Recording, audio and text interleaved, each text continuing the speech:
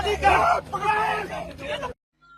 ये एप्लीकेशन देख के आप हैरान हो जाएंगे। आज मैं आपको ऐसा सच बताने जा रही हूँ पुलिस अफसरान के बारे में जो कभी आपने सुना भी नहीं होगा, आपके दिलो दिमाग में भी नहीं होगा कि ऐसा भी होता है। पुलिस अफसरान हमारी खिदमत के लिए नहीं है, हमसे ये रिश्वत खाने के लिए, ये हराम खोर है। और कम अज़ कम इन्हें ये सोचना चाहिए अगर हम ये हराम का पैसा खा रहे हैं तो कल हमारी औलाद ये अच्छा काम करेंगे तो उनकी औलादें भी अच्छा काम करेंगे। अगर ये एक बंदा 5 वक्त नमाज़ पढ़ता है ना, तो अगर वो घर का एक फ़र्द पढ़े ना, तो सारे बच्चे पीछे वैसे काम करते हैं। जब एक फ़र्द भी ना नमाज़ पढ़े ना, तो फिर वही बात कहते हैं ना कि मुहावरा है ना कि फिर कुछ भी नहीं होता, ठीक है। और हम लोग ऐसे लोग हैं कि हम अल्लाह पाक को तब याद करते हैं जब हमारे पे मुश्किल टाइम आता है, लेकिन नहीं, ऐसा नहीं करना चाहिए। तो आते ही मैं आपको बताती हूँ कि मेरे साथ पुलिस अफसरान ने क्या किया। ये 7वें महीने नहीं, सॉरी, अप्रैल, हाँ अप्रैल 7/2/25, ठीक है। इस ये डेट थी, चौथे महीने की 7 तारीख की थी। इन्होंने मेरे घर में बगैर रेंट घुसे, ये छत के रास्ते से, और इन्होंने आते साथ ही 2 पुलिस अफसरान जो मेरे रूम में घुस के, और उन्होंने ना मेरे रूम का दरवाज़ा बंद करके मेरे हस्बैंड के साथ तशद्दुद किया, बहुत ज़्यादा मारा, इतना मारा कि उसकी चीखों की आवाज़ें आ गई थी।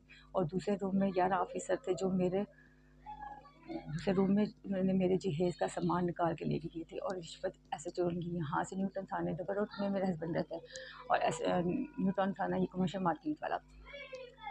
और ऐसा चोर है अनवार जो था, इसके पीछे मैं तब हाथ धो के पड़ी हूँ, क्योंकि उसने क्या किया कि अगर एक बंदा देखें 10 मिनट पहले मार खा ले, वो बंदा ऑलरेडी मार से डर रहा होता है, ठीक है, ऑलरेडी डर रहा होता है। तो कि वो इतना डरा हुआ था ना कि उसने ऐसा चो अनवारुल हक ने उसको नंगा करके मारा, ठीक है।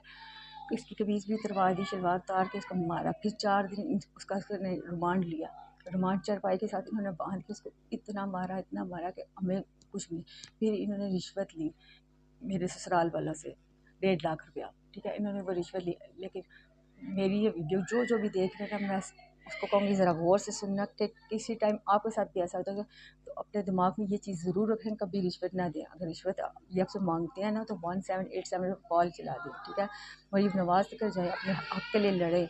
और सेकंड बात ये कि इन्होंने मेरे सामान निकाल के लेके गए थे। मैं इस केस में इनसे FIR करवाने दी, और आपको पता है ना कि ASI हमारी सिर्फ हेल्प कर सकते हैं, ठीक है, लेकिन वो खुद मुख्तार नहीं हो सकते।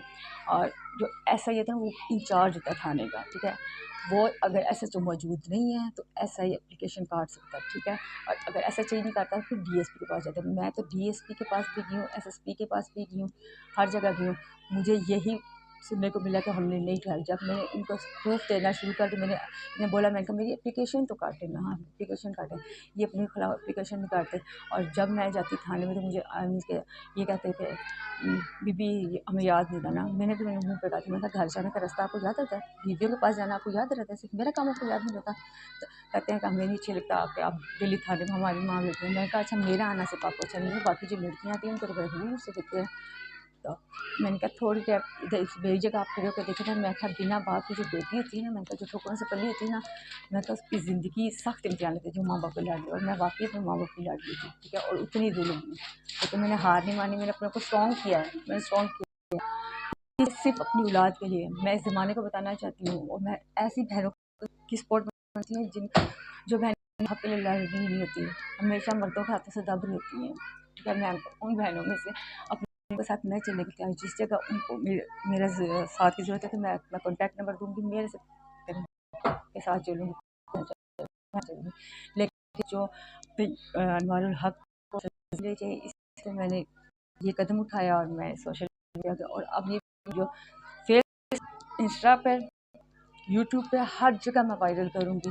मुझे पैसे मिले या ना मिले, अलग मुद्दा, लेकिन एक आम बंदे की तरह मैं उसको इंसाफ दिलाऊंगी। ये मुझे कहते हैं डिसमिस हुआ, बेशक वो डिसमिस हुआ है, उसको भी ये चीज़ पता चले ना, अपने गिरबान में वो भी जानते हैं ना कि कैसे लोग जेल में रहते हैं, कैसी रोटी जेल में खाते। जब तक मैं ये एहसास ना पुलिस वालों को दिला सकूं, तब तक मैं इस केस से पीछे नहीं हटती। अगर बहुत इन्होंने मजबूर किया तो मैं 324 का पर्चा अपने पर डाल के, ठीक है, मैं अंदर हो जाऊँगी, लेकिन मैं पीछे कख इनका भी नहीं छोड़ दूँगी। मैं इनको भी किसी का छोड़ के नहीं जाऊँगी। मेरा ये चैलेंज, ओपन चैलेंज है मेरा तुम लोगों से, ठीक है। अगर मज़ीद मुझे अब मगर मुझे पैसे वापस नहीं मिले, मेरा ओपन चैलेंज है, मैं आप लोगों को नंगा करूँगी।